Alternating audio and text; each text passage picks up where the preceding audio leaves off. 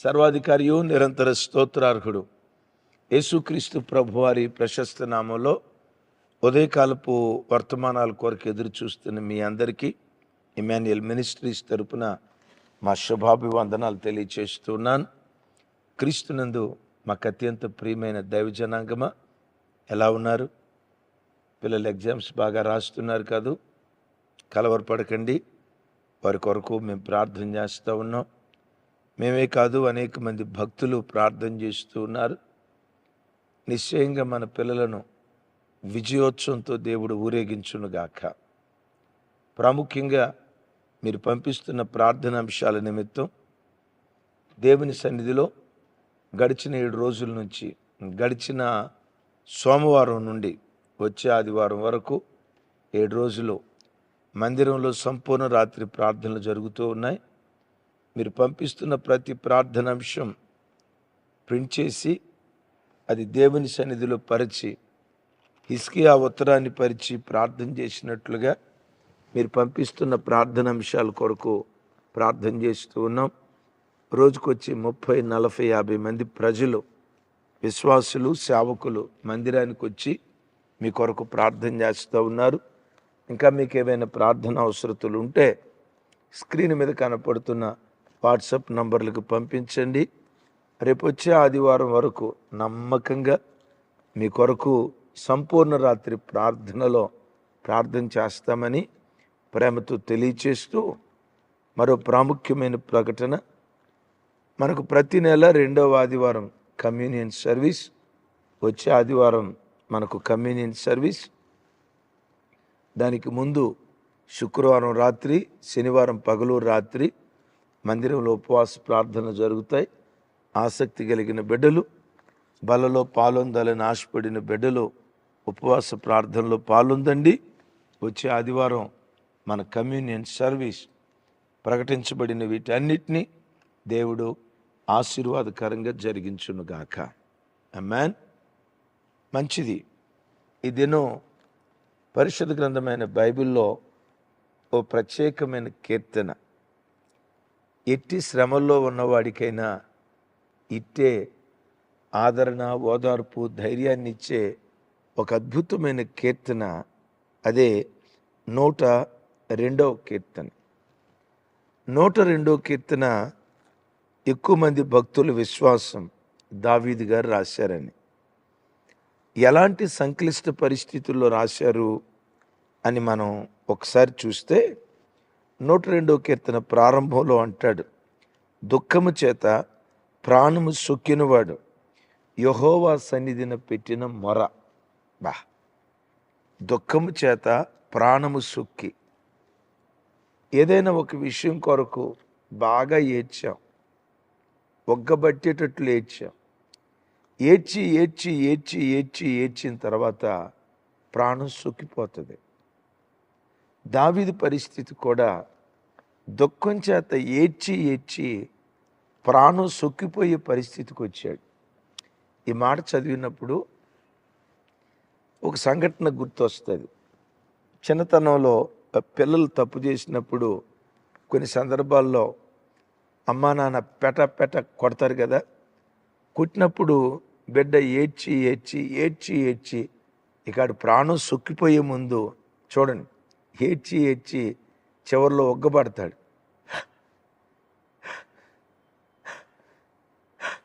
అని ఆ వెక్కిళ్ళు కక్కేటట్లుగా ఏడ్చి ఏడ్చి ఆ తర్వాత పిల్లలు సుక్కిపోయి పడుకుంటారు కదా. సరిగ్గా దావీదు పరిస్థితి కూడా అదే. అలాంటి పరిస్థితుల్లో యెహోవా సన్నిధిలో మొరపెట్టాడట. నేనంట ఎంత దుఃఖం ఆవరించిన తర్వాత ఇంకా ప్రార్థన చేయాలని మనసు ఎట్లా వస్తుంది అని లోకంలో ఎవరైనా అంటారు. ఇన్ని నష్టాలు, ఇన్ని అపజయాలు, ఇన్ని ఓటములు పొందుకున్న తర్వాత ఇంకేం ప్రార్థన చేస్తాను? ఇంకా లోక భాష చెప్పాలంటే ప్రార్థన లేదు, కీర్తన లేదు, దేవుడు లేడు, గీవుడు లేడు, లోకం అనే మాట కదా. కానీ ఆ సంక్లిష్ట పరిస్థితుల్లో దావీదు ప్రార్థిస్తున్నాడు. దైవజనమా, దైవజనులు మార్టిన్ లూథర్ గారు అంటారు, when it is hard to pray, pray hard. ప్రార్థించడానికి మనసు రానప్పుడే, ఇంకేం ప్రార్థన చేస్తాం అని మనసు కఠినమైపోయినప్పుడే, మనసు అలసిపోయినప్పుడే, అప్పుడే బలవంతంగా దేవుని సన్నిధిలో మోకరించి మరెక్కువ పట్టుదలతో ప్రార్థన చేయి, నువ్వు అద్భుతాలు చూస్తావు అంటాడు.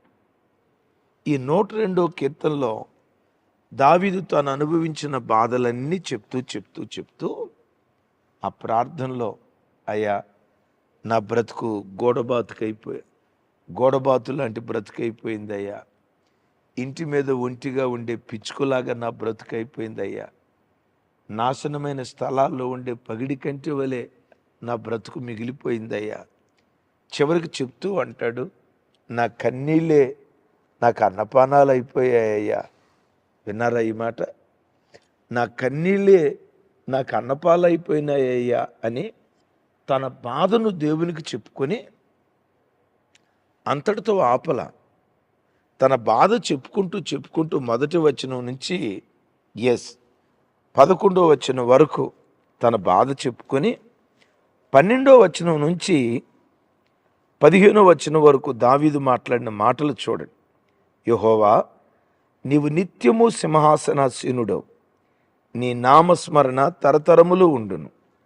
నీవు లేచి సియోనును కరుణించుదువు, దాని మీద దయచూపు కాలము వచ్చెను, నిర్ణయ కాలమే వచ్చెను. దాని రాళ్ళు నీ సేవకులకు ప్రియములు, వారు దాని మంటిని కనికరించుదురు. అప్పుడు అన్యజనులు యెహోవా నామమునకు, భూజనులందరూ నీ మహిమకు భయపడెదరు. వినండి, ఎంత నష్టం తన చుట్టూతా జరిగి తను అనుభవిస్తున్న వేదనంతా 11వ వచనం వరకు చెప్పి 12వ వచనంలో ఏమంటాడు? యెహోవా, నీవు నిత్యము సింహాసనాసీనుడవు. వింటున్నారా? నీవు నిత్యము సింహాసనాసీనుడవు, నీ నామస్మరణ తరతరములు ఉంటుంది. నాకు ఎన్ని కష్టాలు సంభవించినా నా హృదయ సింహాసనం మీద నీవే రాజు అయ్యా. బా, ఎన్ని కష్టాలు నన్ను ఆవరించిన నా నాలుక తరతరాలు నీ నామస్మరణే చేస్తుందయ్యా. తమ్ముడు, చెల్లి, కరువు వచ్చినా కష్టం వచ్చినా నీ బ్రతుకులో దేవుడే రారాజు అయి ఉండాలి. కన్నీళ్ళే వచ్చినా కలవరాలే వచ్చినా దేవుడు ఎప్పుడు నీ హృదయ సింహాసనం మీద రారాజుగా ఉండి పరిపాలన చేయాలి. మేలే కానీ కీడే కానీ, లాభమే కానీ నష్టమే కానీ, అన్ని కాలాలలో, సర్వకాలాలలో, సర్వావస్థలలో నీ నామాన్ని స్మరిస్తూ స్తుతిస్తూ బ్రతుకుతానయ్యా అని దావీదు అన్న మాట యేసు నామం పేరిట నీవు అందువుగాక. అన్ని చిన్నప్పుడే దేవుడు కాదు, ఆశీర్వదించినప్పుడే దేవుడు కాదు, ప్రతికూల పరిస్థితులు ఎదురైనప్పుడు కూడా నీ నామస్మరణ తరతరాలు ఉంటుందయ్యా. నేను బ్రతికిన కాలమంతా నేను స్తుతిస్తూ ఉంటానయ్యా. నేనంట ఒక విశ్వాసి యొక్క విశ్వాసం, ఇతడు బలమైన విశ్వాస వీరుడా కాదా, దేవుని మీద అచంచలమైన విశ్వాసం కలిగిన వాడా కాదా, ఎప్పుడు బయలుపడిద్దో తెలుసా? శ్రమలు ఎదురైనప్పుడే. ఇతడు ప్రేమ కలిగిన వాడా కాదా, ఎప్పుడు అర్థమైద్ది? ద్వేషించేవాడు ఎదురైనప్పుడే కదా. ఇతడు ఓర్పువంతుడు అనేది ఎప్పుడు అర్థమైద్ది? నిందించేవాడు ఎదురున్నప్పుడే. ఇతడు క్షమించే మనసు కలిగినోడు అని ఎప్పుడు తెలుస్తుంది? శత్రువు ఉన్నప్పుడే. ఒక విశ్వాసి యొక్క విశ్వాసం, ఇతడు విశ్వాస వీరుడు, అన్ని కాలాల్లో దేవుని ప్రేమించేవాడు అని ఎప్పుడు అర్థమైద్దో తెలుసా? శ్రమలు నీకు ఎదురైనప్పుడే. దైవజనమా, ఇన్ని శ్రమల మధ్యలో కూడా ప్రాణము సొక్కిపోయేటట్లుగా ఏడ్చిన సంక్లిష్ట స్థితిలో కూడా నా రాజువు నీవే అంటాడు. తమ్ముడు, చెల్లి, గడిచిన 2-3 రోజుల నుంచి ప్రాణం సొక్కిపోయేటట్లుగా ఏదైనా విషయం కొరకు ఏడుస్తున్నావా? కన్నీళ్లతో పడక తడిచిపోతుందా? తల కింద పెట్టుకున్న దిండు నీ కన్నీటి చుక్కల చేత అది జలమయంగా మార్చబడుతుందా? అవునన్నా, ఏడుస్తున్నా. ఈ ఏడ్పు మధ్యలో దేవుని స్తుతించడానికి నా నోరు రావట్లా అని అంటున్నావా? వద్దు. దావీదును గుర్తుకు తెచ్చుకో. ప్రాణం సొక్కిపోయేటట్లుగా దుఃఖం చేత ఏడ్చిన దావీదు తన బాధలన్నీ చెప్పుకుంటానే దేవునితో అంటాడు, నీవు నీ నామస్మరణ తరతరములు ఉంటుంది, బ్రతికిన కాలం అంతా నిన్ను స్తుతిస్తానయ్యా. ఈ కష్టం, ఈ కరువు నీ నుండి నన్ను వేరు చేయదు. నీ నోట ఈ మాట దేవుడుంచునుగాక. ఆమేన్. అంతటితో ఆగకుండా, అయ్యా ఈరోజు నా బ్రతుకు ఇలా దయనీయంగా మారిపోయింది, నేను నమ్ముతున్నా తప్పకుండా ఏదో ఒక రోజు నన్ను కరుణిస్తావు. నీవు లేచి నన్ను కరుణిస్తావు, నా పట్ల దయ చూపుతావు. శిథిలమైపోయిన నా బ్రతుకును మరలా ఓ అద్భుతమైన కళాఖండంగా, చూపరులకు విస్మయాన్ని కలిగేటట్లుగా నా బ్రతుకును మరలా నువ్వు నిలవబడతావు అని విశ్వాసపు మాట మాట్లాడుతున్నాడు. ఒకవైపేమో దేవుని స్తుతిస్తున్నాడు, రెండవది అదే దేవునితో విశ్వాసపు మాట. చూడండి ఒకసారి, నీవు లేచి సియోనును కరుణించేదావు. అంటే సియోను అంటే ఇజ్రాయేల్ దేశాన్ని కానీ లేకపోతే తనను ఒక సియోనుగా ఎంచుకొని మాట్లాడుతున్నాడు. అయ్యా నువ్వు లేస్తావు, నన్ను కరుణిస్తావు. తమ్ముడా, చెల్లి, నువ్వు కూడా ఈ మాటను ఒకరోజు రాబోతుంది, నా పక్షాన దేవుడు లేస్తాడు. ఒకరోజు రాబోతుంది, తప్పకుండా దేవుడు నన్ను కరుణిస్తాడు. గర్భాన పుట్టిన బిడ్డను తల్లి కరుణించక మానతాదా? తల్లి అయినా కరుణించక మానతాదేమో నాకు తెలియదు, కానీ నీ కొరకు ప్రాణం పెట్టిన దేవుడు, సర్వస్వాన్ని నీ కొరకు దారపోసిన దేవుడు తప్పకుండా నిన్ను కరుణిస్తాడు. అంటాడు, నువ్వు లేచి సియోనును కరుణించెదవు, దాని మీద దయచూపుటకు కాలము వచ్చెను, నిర్ణయ కాలమే వచ్చాను అంటాడు. ఈరోజు నా బ్రతుకు దయనీయమైపోయిందేమో, కానీ ఒక కాలం వస్తుంది, దేవుడు దయచూపే కాలం. నిర్ణయ కాలాన తప్పకుండా దేవుడు నా పట్ల దయ చూపిస్తాడు. బాబోయ్, నాకు ఆశ్చర్యం. దుఃఖం చేత ప్రాణం సుక్కిపోయేటట్లుగా ఏడ్చి 11 వచనాల దీర్ఘ ప్రార్థన చేసి అంతటితో ముగించకుండా తన ప్రార్థన విశ్వాసపు వాక్కులతో ముగిస్తున్నాడు. ఏమని? దయచూపే కాలం వస్తుంది. ఆమేన్. నిర్ణయ కాలాన దేవుడు తప్పకుండా నా పట్ల దయ చూపిస్తాడు. కూర్చొని వాక్యం వింటున్న చెల్లి, నీతోనే దేవుడు మాట్లాడుతున్నాడు. అమ్మా, తమ్ముడా, దేవుడు నా పట్ల దయ చూపట్లేదు, నా బ్రతుకు దయనీయమైపోయింది, దిక్కుమాలిన స్థితి అయిపోయింది అని ఏడ్చి ఏడ్చి ప్రాణం సొక్కేటట్లుగా కుటుంబంలో ఉన్నావా? దావీదన్న మాట నువ్వు కూడా దయ చూపే కాలం రాబోతుంది. నిర్ణయ కాలాన దేవుడు తప్పకుండా దయ చూపిస్తాడు అని చెప్పి అంతటితో ఆగకుండా అంటాడు 15వ వచనంలో, నా దేవుడు నా పట్ల దయ చూపిన తర్వాత అప్పుడు అన్ని జనులు యెహోవా నామమునకును భూరాజులందరూ నీ మహిమకును భయపడెదరు. ఈరోజు పడిపోయాను నిజమే, పతనమైపోయాను నిజమే, పడిపోయిన నన్ను దేవుడు కరుణించి నా పట్ల దయచూపి ఒక అద్భుతమైన జీవితంగా నా జీవితాన్ని దేవుడు మారుస్తాడు. నా దేవుడు నన్ను కడతాడు. నేను కట్టబడిన విధానం అన్ని జనులందరూ చూసి, అన్ని జనులే కాదు భూరాజులందరూ చూసి విస్మయము నొంది దేవుడైన యెహోవాకు వారు భయపడతారు, ఆయన మహిమకు భయపడతారు. ఇది నా జీవితంలో దేవుడు జరిగిస్తాడు అని విశ్వాసపు వాక్కులతో ఈ కీర్తన ముగిస్తున్నాడు దావీదు. తమ్ముడు, చెల్లి, నమ్ము ఈ మాట. నోటి నిండా ఏడ్పుందా? గుండెల నిండా దుఃఖం ఉందా? ఒకరోజు రాబోతుంది, నీ నోటి నిండా దేవుడు నవ్వును పుట్టిస్తాడు.